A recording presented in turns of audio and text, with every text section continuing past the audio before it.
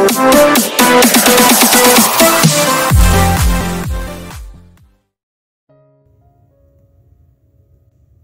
nag-aapoy ang mga mata nitong naglalakbay sa mukha niya pababa sa hubad niyang katawan. Nahihiyang pilit pa niya pagtakpan ng kahubdan. I was here long enough to see you caress your body while moaning my name. Paanas na sabi nito na hinawi ang mga kamay niyang ipinantakip sa harap. Lalo siyang nahiya sa pagkumpirma nito. Sakalang niya napansing wala pa rin itong damit. Wala na rin ang tuwalyang nakabalabal sa bewang nito kanina.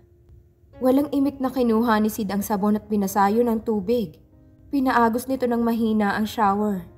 Napakislot siya ng sabunan nitong tiyan niya habang hindi inaalis ang tingin sa mukha niya. Kagat-kagat nitong pang-ibabang labi habang sinasabunan ng katawan niya. Nakakaakit itong tingnan sa pagkagat nitong yun. Hindi na siya nakakilo sa kinatatayuan at hinayaan lang ito sa ginagawa. Bumaba ang mga mata nito nang iyon naman ang sabunan nito. Nilakasan na nito ng konti ang shower. Pareho nang tumutulo sa ulo nila ang tubig. Yumakap na siya sa bewang nito. Pabiglang umalis siya sa pagkakayakap dito dahil sa hiya. Pinatay ni Sid ang shower saka yumuko sa kanya para siya halikan. Pinatingala siya ni Sid gamit ang isang kamay nito sa baba niya. Hindi pa niya maibukang mabuti ang mga mata dahil sa tubig na dumadaloy pa rin galing sa basa niyang buhok. Agad na pinalalim nitong halikan nila habang ang isang kamay nito ay naglalakbay sa katawan niya. Nang ilayo nito ang mukha sa kanya, ay bumaba yun sa leeg niya. Napaawang ang bibig niya ng mainit na daanan noon ang tenga niya pababa sa may collarbone niya. Sa tindi ng sensasyong nararamdaman niya ay napahawak ito sa kanya. Magkahinang ang mga mata nila ng ilang minutong naglagi ang mga kamay nito. Napapapikit na lang siya habang napapatingala. Pinaagos ulit nito ang tubig para mabanlawan ang katawan nilang puno ng sabon. Nang maalis na ang sabon ay bumaba ang ulo ni Sid. Napahiyakap siya sa leeg ni Sid. Sid! Nagulat na sigaw niya. Nakikita niya ang mga mukha ng mga magulang nila. Na may pangako sila sa mga ito. Ngunit ayaw tumigil ni Sid. Hinawakan nito ang pisngi niya para bigyan siya ng mapusok na halik na tumagal lang ng ilang segundo. Maya-maya ay akala niya hanggang doon lang din uli ang gagawin nito. Sid! Nagtatanong ang mga mata niya na napahawak sa braso nito. Kahit andun pa rin ang matinding pagnanasa ay parang nag-worry naman siya. Dahil damang-dama na niya ang parang pagpupumilit nito. Let's try it halfway. Iyon ang naging sagot ni Sid saka idinikit sa dingding ang isang pala nito para bumuelo. Halfway? Sid! Napaigak siya nang makaramdam na ng kirot. Napahawak na siya ng mahigpit sa dalawang braso ng lalaki. Hinalikan siya uli nito sa bibig para siguro maalis sa isip ang sakit. Pumikit siya at yumakap sa leeg ng lalaki. Nalulunod siya sa kakaibang karanasang ito, kaya't ayaw niya munang pagtuunan ng pansin ang pagkabahala niya.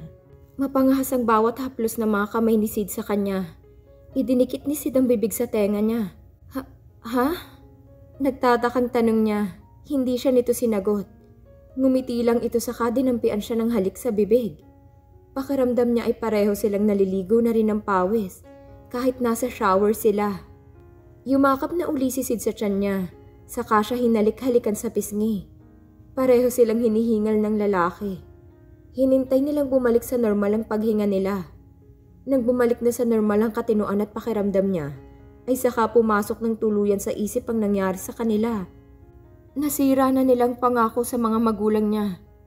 Inangkin na siya ng buo ng asawa. Isinuko niya ang katawan dito. I'm guilty. But I'm not sorry that we broke our promise, Andy. I'm willing to take the responsibility. Papanindigan ko itong nangyari sa atin. Seryosong bulong ni Sid sa kanya. Napangiti siyang humarap dito. Pinanindigan mo naman ako Kasal na tayo, di ba? Hinahaplos pa niya ang pisngi nito. Ewan niya pero parang biglang naging mailap ang mga mata nito. Napasigaw siya nang biglang bumuhos ang malamig na tubig sa ulo niya. Narinig niya ang mahinang pagtawa ni Sid, kaya tinampal niya ito sa braso. Hinalikan lang siyang muli nito sa bibig. Kinuha nitong muli ang sabon sa yumuko sa pagitan ng mga hita niya. You were bleeding. Masakit pa rin ba? Nag-aalalang tanong nito na masuyong hinahaplos iyon.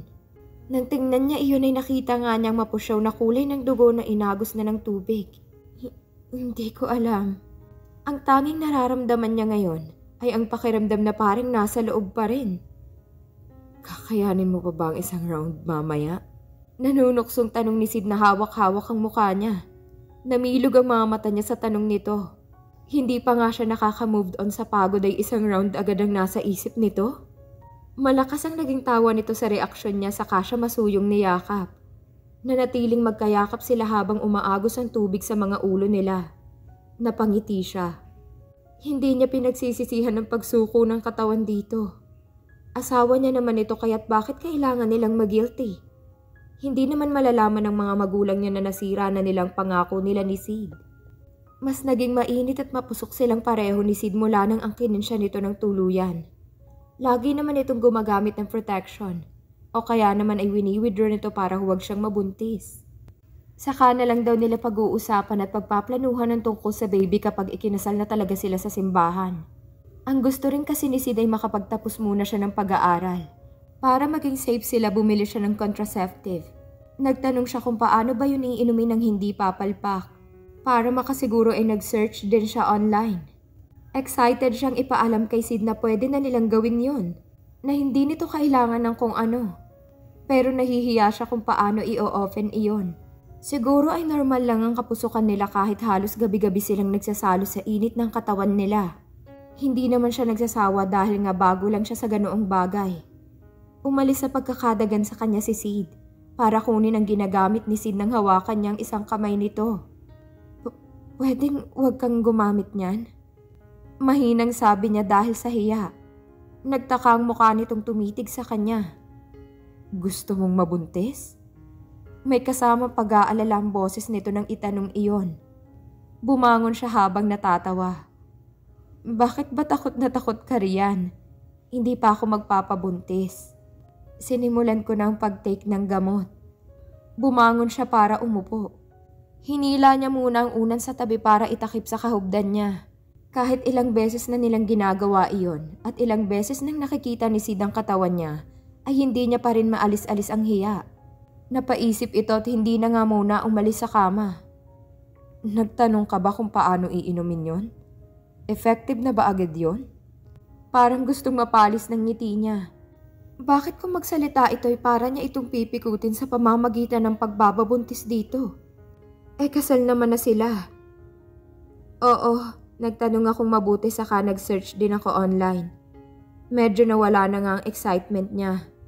Parang gusto na lang niyang bumangon at magbihis.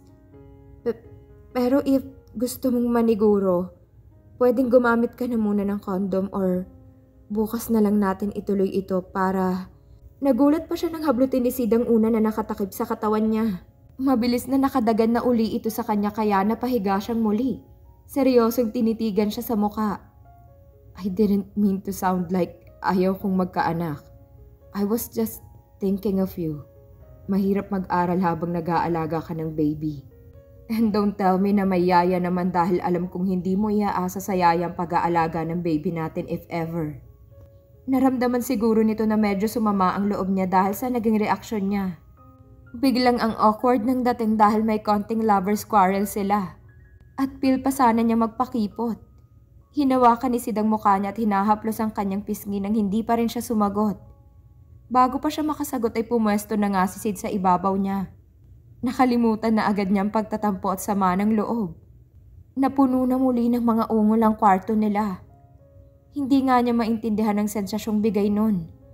Pagkatapos ng ilang segundo saka ito tumihaya sa tabi niya, na parang pagod na pagod. Tumingala siya sa mukha ng lalaki. Nakangiting humiga siya sa dibdib nito. Hinahagod naman ang kamay nitong likod niya habang hinahalikan ng kanyang buhok. How was it? Masuyong tanong nito sa kanya. Humigpit ang yakap niya rito bago sumagot. I love it. Maikling sagot niya. Wala siyang makapanghiya sa pag-amin niyang iyon. Huminga ito ng malalim habang panay rin ang hagod sa likod niya at braso. I love babies. Biglang sabi nito. Napangiting tumingala siya rito. Alam niyang totoo iyon dahil masyado itong maalaga sa kapatid nitong si Ara. Lalo na nung baby pa ito. That's why ang gusto ko ay pareho na tayong ready kapag magkakaanak tayo. Isa pa, we're still young. Ayoko namang hindi mo tutuparin ang pangarap mo sa sarili mo dahil lang sa kasal na tayo. I don't want to stop you from fulfilling your dreams, Andy. Yumuko rin ito at seryosong nakatingin sa kanya. Matipid na ngumiti siya rito. Paano pala kung ito mismo ang kabuuan ng pangarap niya? Hinawakan ito ang mukha niya. Hindi niya mabasa ang ekspresyon sa mukha nito. Ang daming emosyon ang nakikita niya sa mga mata nito. Gusto niyang itanong kung kasama na ba roon ang pagmamahal sa kanya. Kailan ba nito sasabihin ang hinihintay niyang mga salita? What if naghihintay din itong sabihin ngayon? Sid, ay... Sasabihin na ba niya? Ngumiti ito sa kahinalikan siya sa leeg. I can't get enough of you either. Sabi nito habang nakabaon ang mukha sa leeg niya. Hindi na siya nakakapagsalita pa ng pinaghahalikan na ni Sid ang buong mukha niya. Weekend. Mahigit 1 buwan nang hindi sila nakakauwi ng Tarlac ni Sid. Lagi na nga siyang kinukulit ng mami niya dahil namimiss na siya nito. Ang daddy niya kasi ay may business trip at next week pa ang balik. Mabuti na lang at si Sid ang nag-aya sa kanyang umuwi ng Tarlac ng Sabadong yun. Nagdadalawang isip kasi siyang ayaing umuwi ang asawa. Dahil kapag Sabado at walang pasok ay sa opisina ng mga ito naglalagi si Sid. Tuwing Linggo naman ay nagkukulong lang sila ng unit nito. O kaya naman ay pupunta ng mall para mag-grocery. First time nilang umuwi ng Tarlac after nilang bumalik ng Maynila bilang mag-asawa. Nakalimutan niyang wala palang nakakaalam sa kanila na ikinasal na sila ni Sid. Dumaan muna sila sa palengke na nadaanan nila pa uwing Tarlac para bumili ng mga prutas na dadalhin sa bahay nila bilang pasalubong. Hindi na siya pinababa ni Sid dahil ito na lang daw ang bibili. Naghintay siya sa loob ng kotse. Napatingin siya sa may edad na lalaki na dumaan sa harap. Nakashirt ito ng puti na napupuno ng alikabok. May pasan itong isang kahon na hindi niya alam kung anong laman. Napakunot noo siya nang makita ang pamilyar na mukha kahit naka-side view lang ito. Judge Morales? Sabi niya sa sarili. Mas lalo siyang napakunot noo nang sundan ito ng tingin. Papunta ito sa isang malaking truck na may maraming kahon ng prutas sa likod. Binuksan niya ang bintana para matingnang maigi ang lalaki. Humarap ito sa direksyon niya. At sa kanya nakumpirma na ito nga ang judge na nagkasal sa kanila ni Sid. Napangiting bababa na sana siya para tawagin ito. Pero lumapit dito ang isang lalaking tumulong dito sa pagkarga ng mga kahon sa truck. Nag-usap saglit ang mga ito saka sumakay na rin ang dalawa sa truck na yon. Hindi na lang din siya lumabas. Isinara niyang muli ang bintana. Naisip niyang may negosyo rin sigurong prutasan ang judge na nagkasal sa kanila. Ang sabi ng daddy niya ay kakilala nito iyon. Pero hindi pa niya nakita ang judge sa mga okasyon sa kanila. First time niya lang nakita ang lalaki sa araw na kinasal sila ni Sid ng judge. Nawala na sa isip niyang matandang lalaki nang dumating si Sid kasama ang isang binatilyo na may bitbit na mga prutas. At kung ano-ano pa na halos pumuno ng upuan ng sasakyan nito sa likod. Hindi nito pinalagay sa trunk ang mga pinamili nito. Natawa siya. Para namang walang ganyan sa atin kung makapakiyaw ka. Tumawa lang din ito. Siyempre kailangan nating bumawi. Binigyan ito ng tip ang binatilyong tumulong sa pagbitbit ng mga pinamili nito saka umupo na sa driver's seat. Bumawi? Sa kasalanan natin? Pabirong tanong niya. Ang tinutukoy niya ay ang pagsira nila sa pangako nila sa parents niya. Natigilan si Sid saka seryosong tumingin sa kanya. I never considered it as a sin. Napangiti siya. Kahit siya ay hindi itinuturing na kasalanan ng pagsuko ng sarili kay Sid. Wala na siyang nakakapang-guilt sa mga parents niya sa tuwing ginagawa nila iyon. Normal lang naman sa mag-asawang ginawa nila. Ang gusto lang naman ng mga parents niya ay wag muna siyang mabuntis. Kaya nga ginawa na nila ng paraan ni Sid. Na wag nga munang mabigyan ng apo ang mga magulang. Masuyong hinalikan ni Sid ang mga labi niya saka pinaandar ng muli ang sasakyan. Nakita nilang mami niya na nag-aabang na sa kanila sa labas ng bahay nila. Nasa tabi nito ang mama ni Sid at saka si Ara. Nagtatawa nang nagkatinginan sila ng lalaki. Hindi na nga makapaghintay ang mama nito na umuwi sila sa bahay ng mga ito. Pagkatapos nilang bumisita sa bahay nila. Ang usapan kasi nila ni Sid ay sa bahay ng mga ito sila matutulog kinagabihan. Babalik na lang uli sila kinabukasan sa bahay nila bago sila bumiyahe pabalik ng Maynila sa hapon. Pagkababa pa lang ng kotse ay agad na tinakbo siya ng mami niya para salubungin ng yakap. Pakiramdam talaga niya ay galing siya ng abroad at sinundo nito sa airport pagkatapos ng ilang taon. Si Sid ay nakaakbay sa mama nito at kay Ara. Masayang nakatingin ang tatlo sa kanila ng mami niya. Kumala sa yakap niya ang ina saka tiningnan ang kabuuan niya.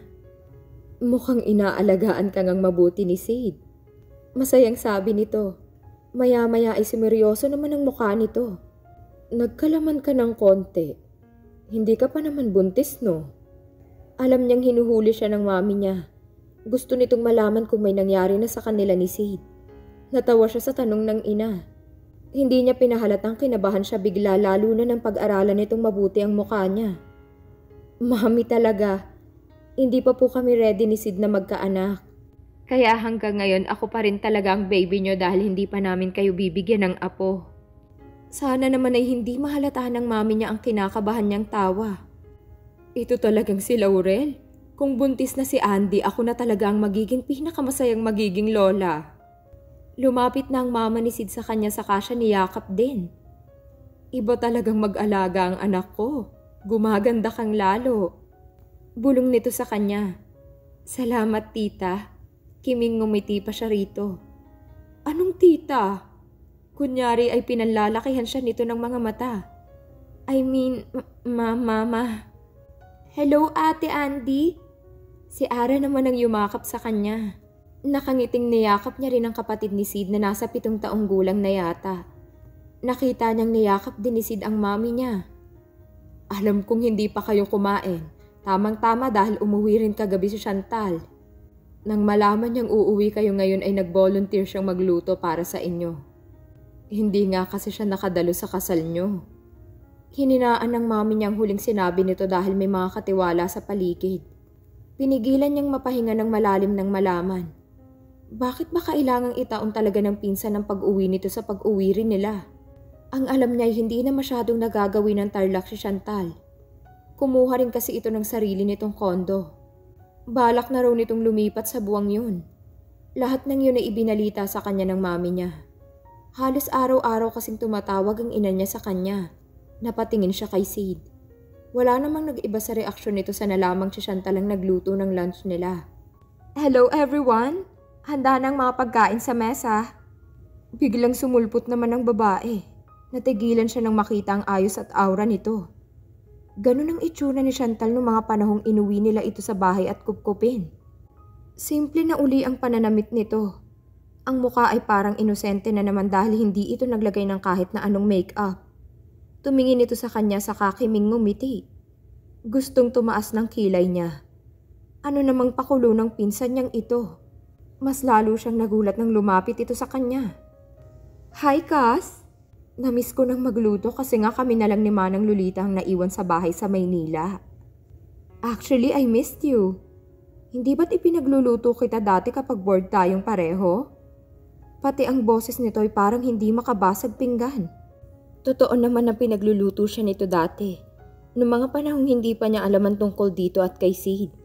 Noong panahong hindi pa niya sinabi sa pinsan na pinagkasundo na sila ng lalaki. Muntik pa siyang mapakislot ng hawakan nito ang kamay niya. Hindi ba't magluluto ka sana ng sinampalukang manok nung nagkita tayo sa mall? Ipinagluto rin kita nun ngayon. Nakangiti pa rin ito sa kanya. Parang kinikilabutan siya sa inaasal nito ngayon. Sid, hihiramin ko muna si Andy ha? Ipapatikim ko na muna sa kanya yung bago kong specialty tapos sabay na namin ihahain sa mesa. Nilingon pa nito si Sid na para bang walang namagitang kung ano sa dalawa dati. Napatingin sa kanyang lalaki. Siya ang pinagdedesisyon nito. Marahang tumango na lang siya kay Sid. Ayaw niyang makalata ang iba pang nasa paligid nila. Hinila na agad siya ni Chantal na para bang excited na ito. Dinala siya ng pinsan sa kusina. Ito yung pinag-aralan ko talaga ng matagal. Ang paborito mo. Nang tingnan niya ang laman ng kaldero, ay nakita niyang adobong manok at baboy na sinabay ng luto ang laman nun. Kumuha ito ng konting sauce sa kutsara. Saka hinipan iyon at dinala sa bibig niya. Please, rate it. Pakiusap nito. Napilitang isinubo nga niya yun at tinikman. Okay naman. Maikling sabi niya dahil naghihintay ito ng reaksyon niya. Like, Okay na okay lang talaga? Hindi yung masarap sa panlasa mo? Actually, masarap siya. Ito yung klase ng luto na gusto ko.